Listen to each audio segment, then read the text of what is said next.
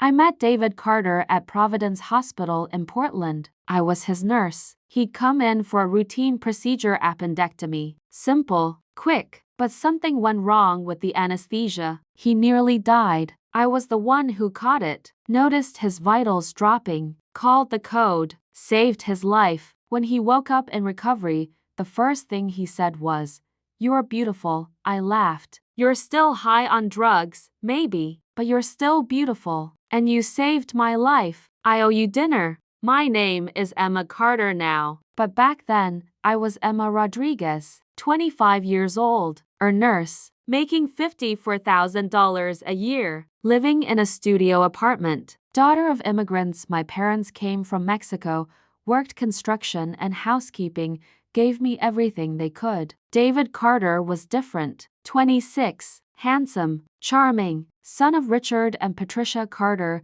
owners of the Carter Restaurant Group, 15 upscale restaurants across Oregon and Washington. Family worth approximately $65 million.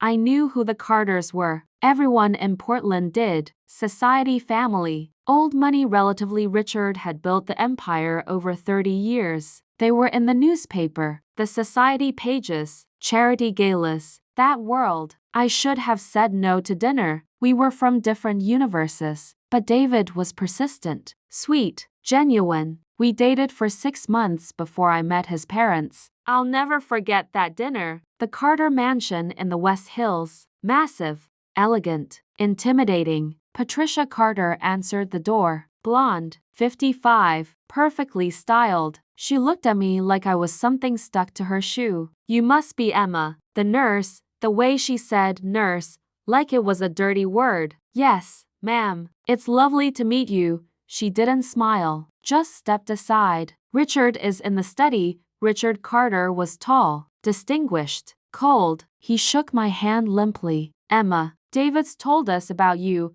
Nothing positive in his tone. Dinner was excruciating. They asked questions designed to highlight the differences between us. "Where did you go to college, Emma?" "Patricia, Portland State, nursing program." "Oh, not anywhere private?" "No, ma'am. I had scholarships but needed to work. State school was affordable." "I see." Translated. "You're poor. What do your parents do?" "Richard, my father does construction. My mother cleans houses." Silence. Patricia actually flinched. "How industrious," she finally said. David tried to defend me. "Emma's parents are hardworking people, of course," Richard interrupted. "We respect all honest work." "Don't we, Patricia?" But their eyes said, "Your girlfriend is beneath us." After dinner, I heard them arguing with David in the study. I wasn't supposed to hear, but the house had thin walls. "She's clearly a gold digger," Patricia hissed. "She saved my life and now she's capitalizing on it. Dating you for your money. It's obvious. You don't know her. We know her type. Poor girl. Immigrant parents. She sees you as a meal ticket." "David, please. End this before it gets serious." David didn't end it. He proposed 3 months later. His parents didn't come to the wedding. Small ceremony. City Hall. My parents. David's friends. But not Richard and Patricia Carter. "They'll come around," David said. "Give them time." They never did. For 3 years of marriage, they treated me like an interloper. At family dinners, they discussed business I wouldn't understand. Patricia would make comments about my clothes. "Is that from Target, dear?" Richard would forget my name, call me David's wife instead of Emma. But David loved me, and I loved him. We built a life. A small house in Lake Oswego. Happy, simple. Then David got sick. Leukemia. Acute myeloid. Aggressive. He was 29 years old. The doctors said he had a chance. Chemo. Possible bone marrow transplant. But it would be brutal. He'd need care, support. I quit my nursing job, used our savings, became his full-time caregiver for 18 months. 18 months of chemo sessions, hospital stays, infections, transfusions, watching the man I loved waste away. Richard and Patricia visited maybe once a month, stayed 30 minutes, brought flowers, asked how the business was doing. David had worked at Carter Restaurant Group before getting sick. They never asked how he was doing. Not really. Never offered to help.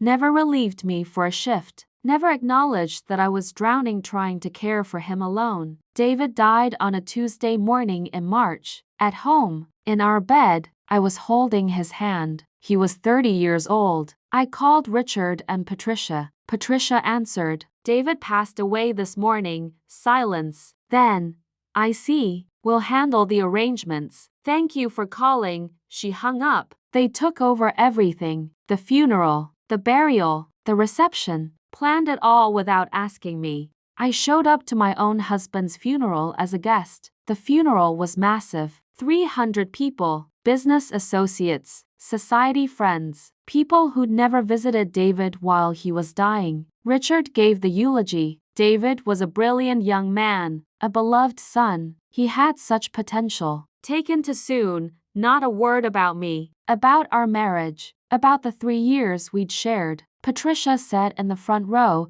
dabbing her eyes with a handkerchief, playing the grieving mother perfectly.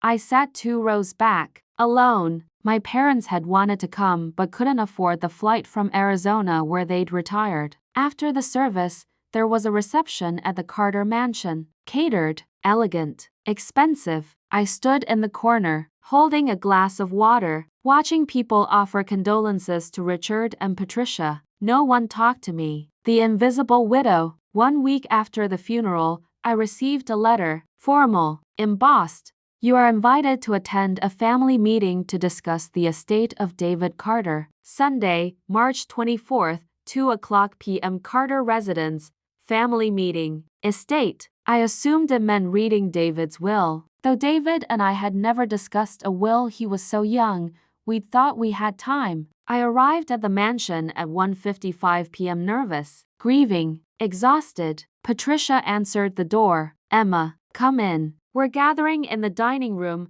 The dining room was massive. A table that could seat 16 people. Crystal chandelier. Expensive art on the walls. The table was set for what looked like 12 people. Place cards at each seat. Richard sat at the head. Patricia to his right. Then I saw the other guests.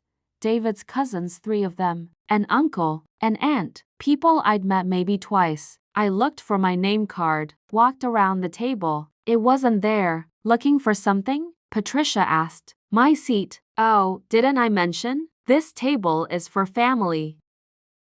The Carter family. We've prepared a seat for you in the living room. You'll be more comfortable there. I was David's wife for 3 years. You're not a Carter by blood, dear. This is a family discussion. Business matters. Inheritance. Things you wouldn't really understand. Richard didn't even look up from his phone. Just waved dismissively. There's a comfortable chair in the living room. You can wait there. One of the cousins, Marcus, I think, snickered. Yeah, this is kind of a Carter thing. You know? I stood there, stunned, humiliated. 11 people staring at me. Some sympathetic, most indifferent, a few barely hiding smirks.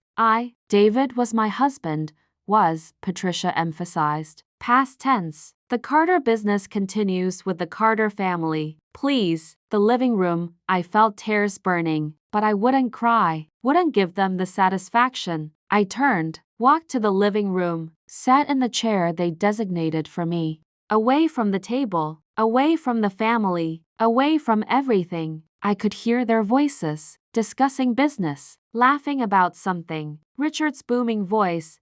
Now that we're all here, let's begin. Not all here. I was 20 feet away, excluded, dismissed. Then I heard footsteps. Richard clearing his throat. Thank you all for coming. As you know, we're here to discuss David's estate. His untimely passing has left certain complications, but I've consulted with our family attorney, Douglas Morton, and we have clarity. Douglas Morton. I knew that name. The Carter family lawyer. Had been for decades. David's estate, his shares in Carter Restaurant Group, his personal assets will be distributed per his last will and testament, executed 5 years ago when he joined the company. 5 years ago. Before we met? That couldn't be right. The will is straightforward. David left everything to his parents, Patricia and myself. to be held in trust for the family business. It's what he would have wanted. My heart stopped. Everything to Richard and Patricia? I stood up, walked toward the dining room. Wait, Emma, please, Patricia said coldly. This is a family matter. David was my husband. He wouldn't have left me with nothing. David made his will before he met you. Before his unfortunate marriage, he never updated it. So legally, everything goes to his next of kin. Us, that's not possible. He loved me. He wouldn't, Emma, Richard said, standing. You're grieving, emotional, but the law is clear. David's estate, approximately $8 million in assets and company shares, goes to his parents. You'll receive nothing. Now please, let us conclude this meeting in peace. The cousins were staring at me. Some looked uncomfortable. Marcus was openly smiling. I felt the room spinning. David had $8 million? I'd had no idea. And they were taking all of it. I want to see the will. I want proof the will is filed with probate court. You're welcome to review it there, but it's ironclad, Douglas assured us. Richard sat back down, dismissive. Done with me. I stood there, tears finally falling, humiliated, destroyed. They'd excluded me from the table, told me I wasn't family, and now they were taking everything. I turned to leave, couldn't stay in that house another second. Then the doorbell rang. Patricia sighed. Who could that be? We're not expecting anyone. She went to the door. I heard voices, then footsteps. A man walked into the dining room, 60-something, gray suit, carrying a leather briefcase. His face was serious, professional. I'm looking for Emma Rodriguez Carter. Everyone turned to look at me. I'm Emma, Mrs. Carter. My name is Martin Webb. I was your husband David's personal attorney. I have something for you, something he asked me to deliver exactly 1 week after his death. I apologize for the timing, but David was very specific about when this should be given to you. He held up a large manila envelope, sealed, my name written on it in David's handwriting. The room went completely silent. Richard stood. Martin Webb? I don't know any Martin Webb. Douglas Morton is the Carter family attorney. I'm not the family attorney. I'm David's personal attorney. He hired me independently 2 years ago. Without your knowledge, Patricia's face went white. What do you mean, without our knowledge? David wanted certain matters handled privately. This envelope contains documents he prepared for his wife, for Emma. Per his instructions, I'm delivering it now, 1 week after his death, in the presence of family, which appears to be perfect timing. He walked past the dining table, past all the Carters staring at him, came directly to me. Mrs. Carter, your husband wanted you to have this. You should open it now, in front of everyone. My hands were shaking as I took the envelope. It was heavy, thick with papers. I looked at Richard and Patricia. They looked terrified. I opened the envelope, and everything changed. I pulled the documents out of the envelope. The first page was a letter, handwritten, David's handwriting. My dearest Emma, if you're reading this, I'm gone, and I'm so sorry. Sorry I didn't have more time with you. Sorry I'm leaving you alone. Sorry for what my parents are about to put you through. I know my mother and father. I know exactly what they're doing right now. They've gathered the family. They've excluded you. They're reading an old one I made when I was 24, before I met you. They're telling you that I left everything to them. They're lying by omission. 2 years ago, after my diagnosis, I met with Martin Webb. I created a new will, a real will, the one that actually matters. I never told my parents because they would have fought me, tried to convince me to change it, guilt-tripped me about family legacy and Carter traditions. I didn't have the energy for that fight while I was dying, so I kept it secret, and I asked Martin to deliver it exactly 1 week after my death, in front of my family, so they couldn't hide it, couldn't destroy it, couldn't lie about it. Emma, I left you everything, everything that mattered, because you're the only family that mattered to me. Read the will out loud, make them hear it, make them understand what I chose. I love you, forever. David, I was crying, couldn't help it. David had known, had prepared for this exact moment. Mrs. Carter? Martin Webb said gently. Would you like me to read the will? Or would you prefer to do it yourself? I wiped my eyes, looked at Richard and Patricia, at the cousins, at everyone who dismissed me, excluded me, treated me like I didn't belong. I'll read it. I pulled out the will, properly executed, notarized, dated 18 months ago. I, David Richard Carter, being of sound mind and body, do hereby declare this my last will and testament, revoking all prior wills. Richard tried to interrupt. This is highly irregular, let her read, Martin said firmly. It's a legal document. She has every right, I continued. To my wife, Emma Rodriguez Carter, I leave the following. The house at 2847 Maple Street, Lake Oswego, valued at $2.8 million. Free and clear. She saved for years to help me buy it. It's hers, Patricia gasped. $2.8 million. That house? To my wife Emma, I leave 80% of my shares in Carter Restaurant Group. This constitutes controlling interest in the company. She becomes majority shareholder with full voting rights. The room exploded. 80%? Richard shouted. That's impossible. That's $50 million worth of shares. She can't, you can't, it's already done, Martin said calmly. David owns 65% of the company personally. He's left 80% of his shares, which is 52% of the total company, to Emma. She now controls Carter Restaurant Group.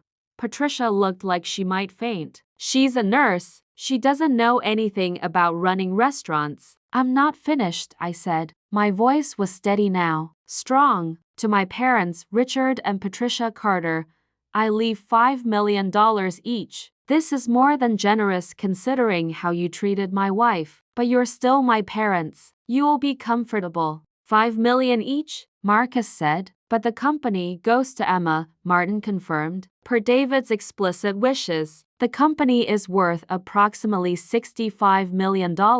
David's 65% stake is worth $42 million. Emma inherits 80% of that stake, $33.6 million in company shares, plus the house at $2.8 million. Her total inheritance is approximately $36.4 million. I could barely breathe. $36 million? David had left me $36 million?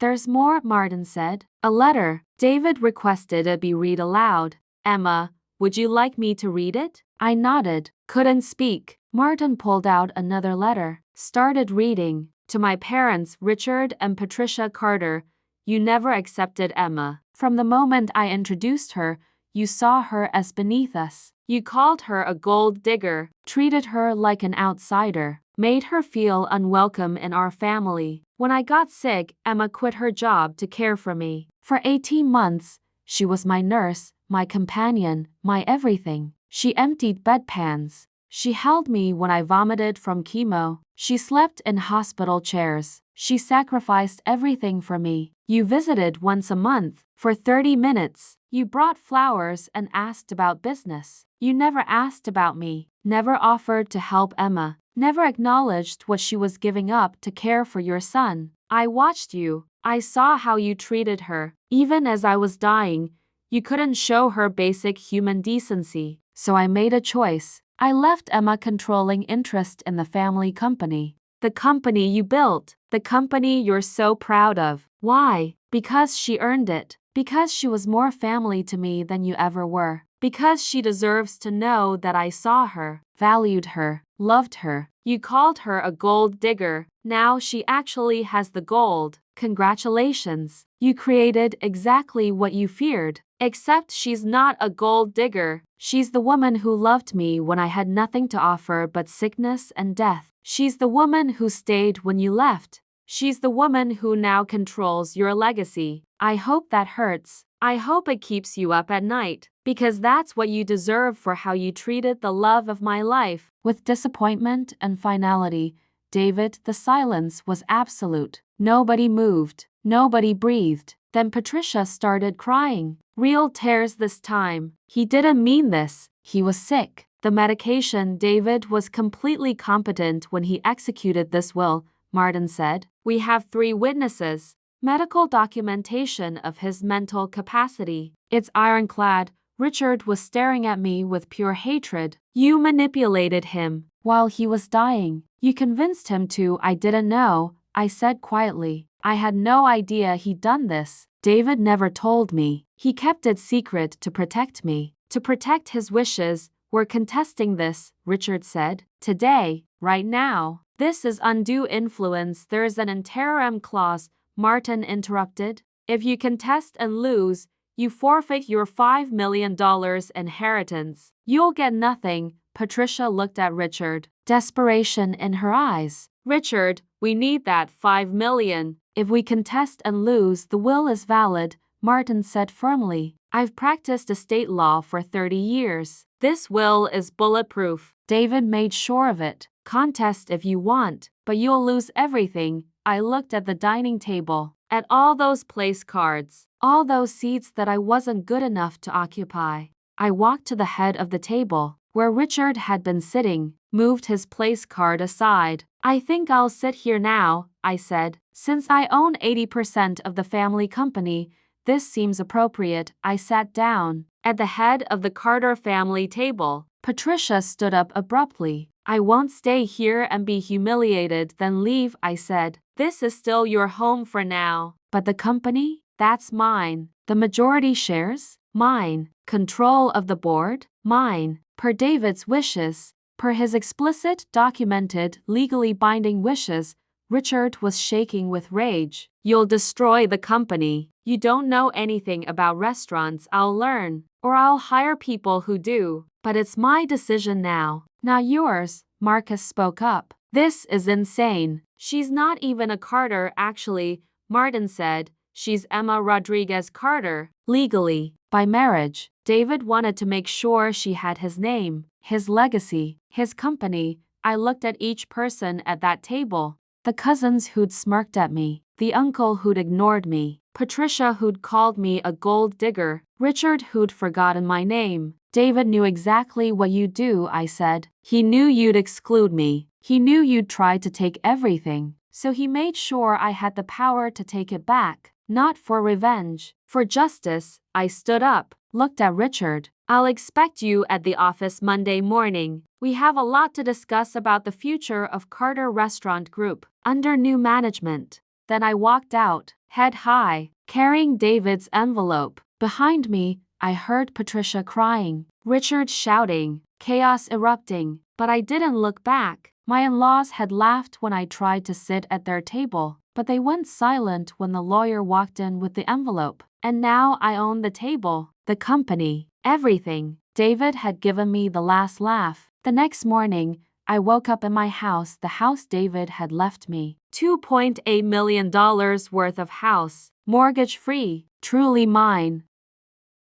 I made coffee, sat in the kitchen where I'd fed David when he was too weak to feed himself, cried for 20 minutes. Then I called Martin Webb. Martin, I need help. I own a company I don't understand. I have $36 million I don't know how to manage. I'm completely overwhelmed. That's why I'm here. David anticipated this. He left instructions. He wanted me to help you transition into your new role.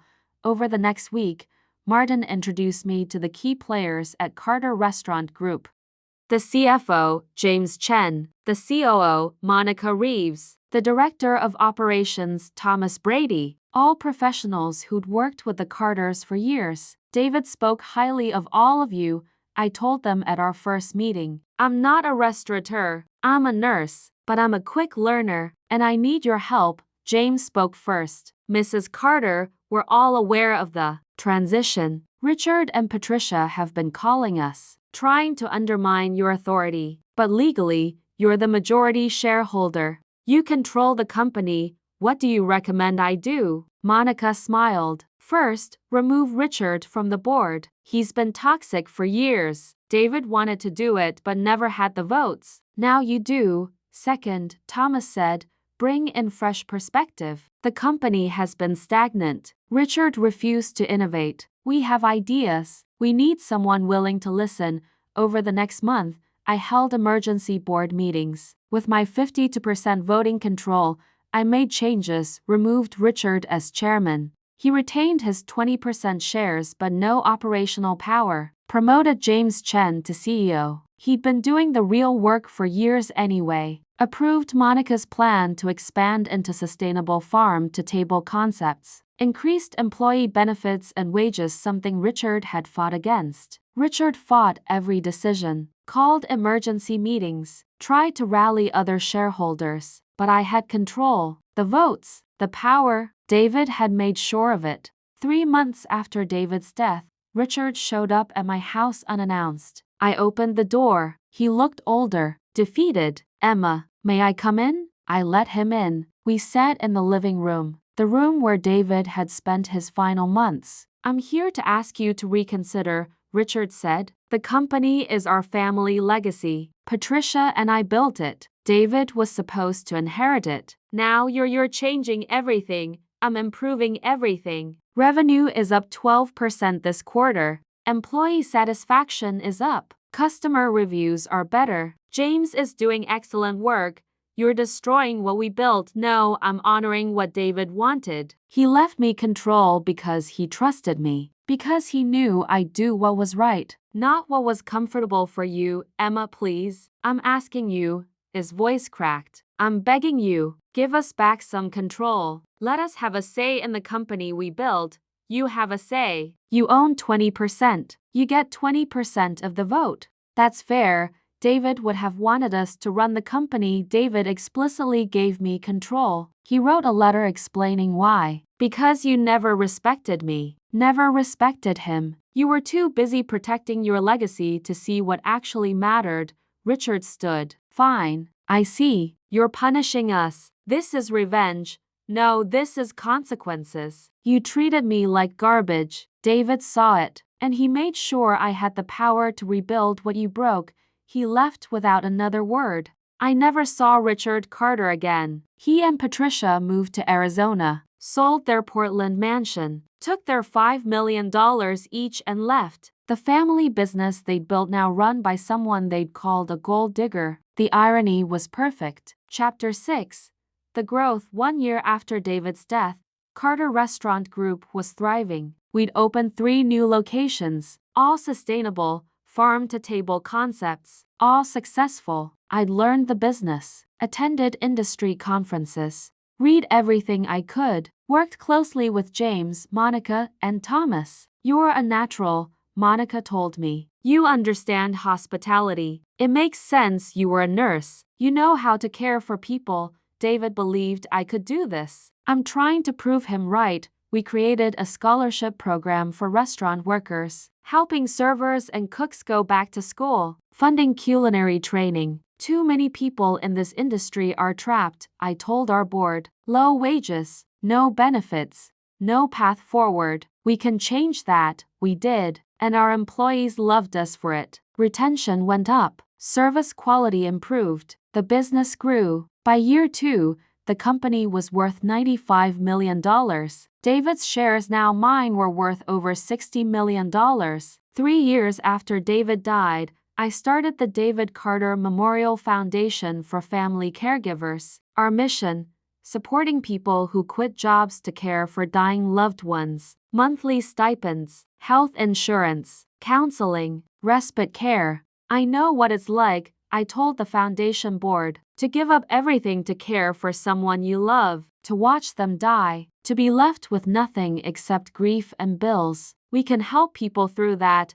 We helped 500 caregivers in the first year, gave them financial support, emotional support, community. One woman wrote to me, "Mrs. Carter, your foundation saved my life. I quit my job to care for my husband with ALS. I was drowning financially. Your stipend kept me afloat. Thank you." That's what David's money was for. Not revenge, not luxury, helping people who needed it most. 5 years after David died, I received a letter from Patricia. The first communication in years. "Emma, I'm writing to apologize. I've spent 5 years thinking about what we did, how we treated you, what David said in his letter. He was right. We were terrible to you. You loved our son. You cared for him when he was dying. You deserved our gratitude. Instead, we gave you cruelty. I'm sorry. I know it's too late, but I needed to say it. Patricia, I read the letter twice. Felt nothing. No anger. No satisfaction. Just emptiness. I wrote back, Patricia, I appreciate the apology, but it doesn't change what happened. David saw who you really were. That's why he made his choices. I hope you find peace. Emma, I never heard from her again. 10 years after David died, Carter Restaurant Group was worth $150 million. We had 35 locations. Industry awards. Recognition as one of the best companies to work for in Oregon. I was 38, still single, still running the company David had left me. I gave a speech at a hospitality industry conference, building a legacy worth leaving. 10 years ago, my husband died. He left me a company, but more than that, he left me a choice. I could use that company for revenge, for personal wealth, for comfort, or I could use it to honor his memory, to build something that mattered. I chose the latter. Carter Restaurant Group now helps thousands of employees build careers. Our foundation helps thousands of caregivers survive impossible situations. That's a legacy worth having, not revenge. Purpose, standing ovation. 15 years after David died, I was 43. The company was thriving. The foundation had helped 10,000 caregivers. I still lived in the house David left me, still kept his photos everywhere, still missed him every day. One day, I was cleaning out the attic, found an old photo album, pictures from our wedding, from happier times. There was a note tucked inside, David's handwriting. I'd never seen it before. Emma, if you're reading this, you found my hidden notes. I hid them all over the house. Good luck finding them all. I want you to know something. My parents are wrong about you. You're not a gold digger. You're not beneath us. You're better than all of us combined. You're kind, hardworking, genuine. You see people, really see them. That's rare. That's precious. Whatever happens, even if I die young, sorry. Dark thought, promise me you'll never let anyone make you feel small. You're not small. You're extraordinary. I love you, forever. David, I cried. 15 years later, and David could still make me cry. I thought about that day, 15 years ago, when Richard and Patricia made me sit away from the table, made me feel like I wasn't family, like I didn't belong. I thought about the envelope, Martin Webb walking in, David's will, his letter. The moment everything changed. My in-laws had laughed when I sat at the main table, but they went silent when the lawyer walked in with the envelope. 15 years later, I understood what David had really given me. Not money, not a company, not revenge. He'd given me proof that I mattered, that I was seen, that I was valued. The table wasn't about furniture. It was about belonging, about being recognized as family. David had made sure I had a seat,